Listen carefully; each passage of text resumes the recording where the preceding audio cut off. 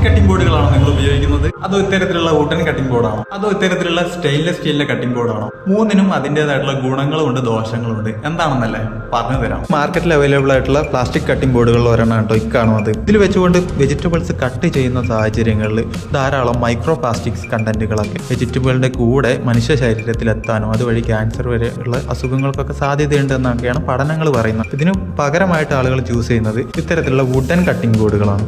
മാർക്കറ്റിൽ വിവിധ തരത്തിലുള്ള വുഡൻ കട്ടിംഗ് ബോർഡുകളുണ്ട്. അത് ചൂസ് ചെയ്യുമ്പോൾ ശ്രദ്ധിക്കേണ്ട കാര്യം ഇതുപോലെ സിംഗിൾ പീസ് കട്ടിംഗ് ബോർഡുകൾ മാത്രം ഉപയോഗിക്കുക. വുഡൻ കട്ടിംഗ് ബോർഡിൻ്റെ പ്രധാനപ്പെട്ട ഒരു പ്രശ്നമായിട്ട് എല്ലാവരും പറയുന്നത് ഈർപ്പമുള്ള സ്ഥലങ്ങളിൽ യൂസ് ചെയ്യുമ്പോൾ ഒരു വൃത്തിഹീനത തോന്നുന്നു എന്നുള്ളതാണ്.